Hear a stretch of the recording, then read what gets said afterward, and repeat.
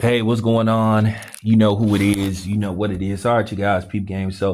Comedian Alex Thomas did a great interview with the Art of Dialogue. Man, I am a big fan of the Art of Dialogue. He does great, insightful interviews, very professional, and he gets the best out of his interviewees, if that's a real word. But if it isn't a real word, hey, I just made it a real word. Somebody can trademark that, free game. But nevertheless, he did an interview with comedian Alex Thomas. You all remember Alex Thomas from, Don't Be a Menace to South Central while drinking the juice in the hood. You remember the scene, $5 Buster. And he was a series regular on Jamie Foxx.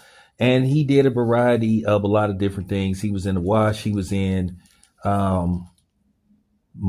He was in quite a few of, the primary all black cast shows in the 90s. So, he was very popular and he was a former Soul Train dancer. So he did a lot, So with that being said, he was just talking about, what happened, the last season of Jamie Foxx. When Jamie Foxx sort of like got that, I think it was some kind of executive job, and basically, he basically had to make a career decision. He said he was getting like $5,000 an episode for the Jamie Foxx show.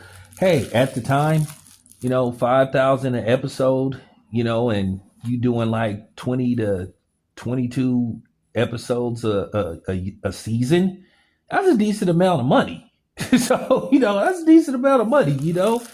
So, with that being said, basically, Dr. Dre presented him with an offer that he couldn't refuse, where basically, he had to skip out basically on the last two episodes of the Jamie Foxx show. Dr. Dre asked him, I think that was called the Up and Smoke tour. But then again, I could be wrong, but I remember that tour because they had a show in San Jose. I don't think they had a show in Oakland, but it was a 30 city tour. I remember it. And Dr. Dre asked him to be the host, basically the guy that's, start the show up. He do a comedy routine. It was like a 30 city tour.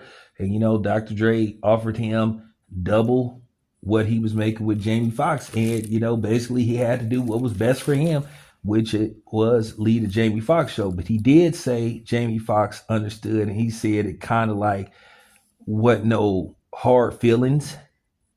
At the end of the day, you know how people are. They may not publicly say no hard feelings, but self